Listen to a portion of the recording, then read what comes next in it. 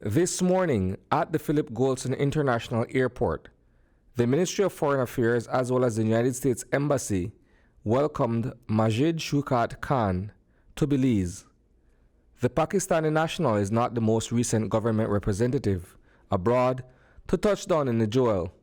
In fact, he arrived from Guantanamo Bay, Cuba, where he spent the last 20 years in U.S. custody.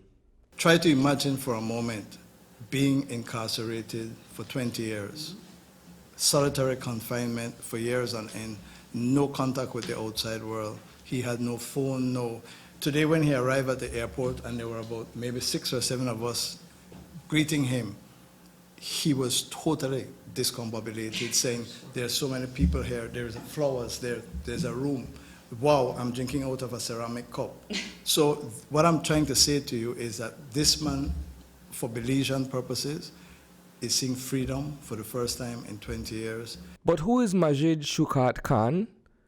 He was born in Medina, Saudi Arabia in February 1980 and grew up in Pakistan until 1996 when he relocated to Baltimore, Maryland, along with his family.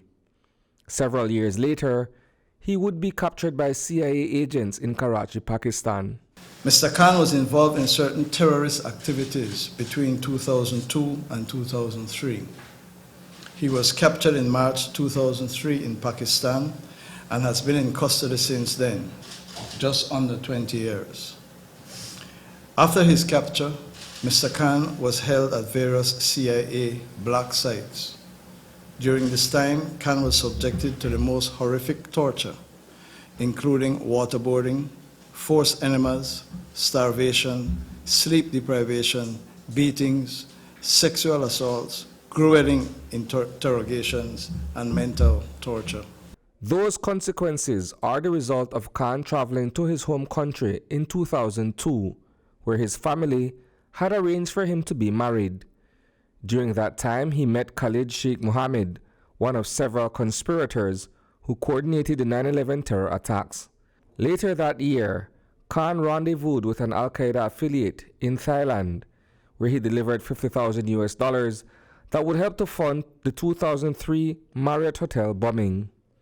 That incident in Jakarta, Indonesia, claimed the lives of 12 persons. This is an individual, as you pointed out, Mr. Khan, who for almost, in an amazing way and a remarkable way, as I said, he accepted what he did.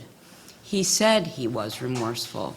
He has now evinced a great deal of excitement at the idea of coming to Belize, and he is deeply hopeful, I know this personally, he is deeply hopeful that he will be able to find a home here. According to Foreign Minister Eamon Courtenay, Khan's resettlement to Belize, notwithstanding his lengthy detention at Gitmo, was preceded by an extensive vetting process that included at least 2 cabinet discussions, as well as visits by Belizean officials to the naval base in Cuba. We had the police who went with us to Guantanamo Bay to interview him and to question him and to get their own assessment of him.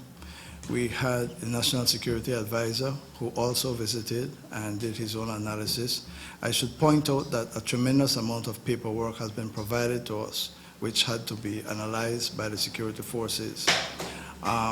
We also were accompanied by Dr. Fernando Cayetano, who did the medical assessment and is satisfied that he is not unwell, and that the treatment that he needs, because of what he went through, as I understand him, he got injured from playing basketball or something or the other.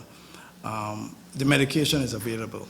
So we had medical and security, and we dealt also with the political and diplomatic arrangements that were necessary.